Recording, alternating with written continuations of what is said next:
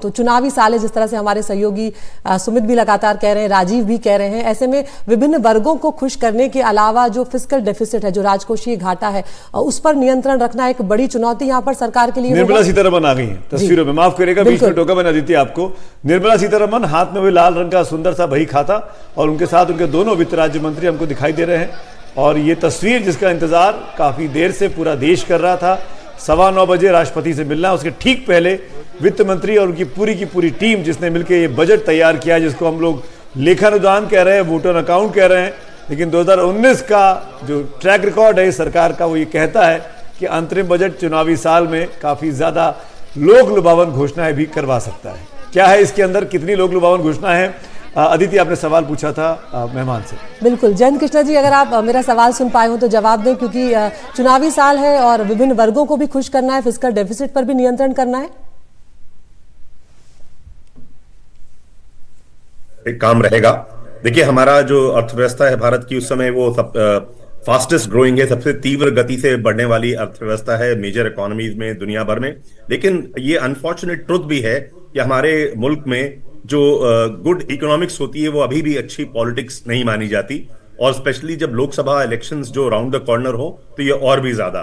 तो अगर आप विश्लेषण करें पिछले कई इलेक्शन ईयर बजट, जो इंटरिम बजट होते हैं या वोट ऑन अकाउंट होता है, उसमें वो ज्यादातर पॉपुलिस्ट रहे हैं और जो रिफॉर्म्स एजेंडा को आगे नहीं ले जाते। अगर आप ज्यादातर इंटरिम बजट्स को देखें लोकसभा इलेक्शन से पहले वाले, तो ये भी क्योंकि बेसिक तौर पे। लेकिन जयंत सर, माफ करिएगा बीच में टोक रहा हूं मैं आपको, सवाल आप ही से पूछ रहा हूं मैं, और वो इसलिए कि आपने बड़ा इंपॉर्टेंट पॉइंट बोल दिया, गुड इकोनॉमिक्स बेड पॉलिटिक्स की ओर आगे लेके जाती है। लेकिन पॉलिटिक्स में आदमी क्यों आता है? आम जनता की मदद करने के लिए, जो नीडी है उसकी जरूरतों को पूरा करने के लिए। अगर सरकारें जरूरतमंद लोगों को मदद नहीं पहुंचाएंगी तो कौन पहुंचाएंगी? ये जो इकोनॉमिक्स के जो पढ़े लिखे लोग हैं, जो इस तरह की बात करते हैं कि अगर आप रियायतें दे रहे हैं, छूट दे रहे हैं, तो आप बजट पर, सरकारी खजाने पर बोझ डाल रहे हैं। सरकारों का तो काम ही है राहत देना। हम क्यों चुनते हैं सरकारों को? इसीलिए कि मुझे रियायत मिले, मुझे राहत मिले।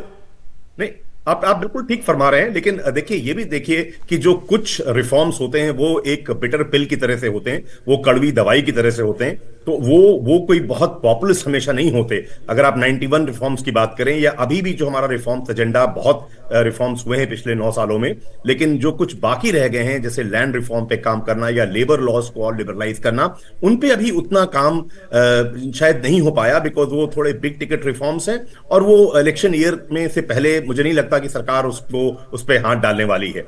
क्यों? और खासतौर से जब ये इंटरिम बजट एक इंटरिम अथराइजेशन होता है गवर्नमेंट सरकार को पैसा खर्च करने के लिए, लेकिन फिर भी मुझे लगता है एक बैलेंसिंग एक्ट होगा पॉपुलिस्ट मेजर्स के बीच में और जो फिस्कल प्रूडेंस एक सरकार को, एक वित्त मंत्री को दिखानी चाहिए, उसके बीच में एक बैलेंसिंग एक्ट होगा। एक डेलिकेट जो इक्विलिब्रियम होता है वो उसको जरूर स्टैब्लिश करेगा, और एवेंचुअल गोल ये होगा कि जो फिस्कल डेफिसिट है वो जीडीपी का अगले से अगला साल जो 2025-26 है उसके अंत तक 4.5% ले जाना, और इस साल के अंत तक 5.3% ले जाना।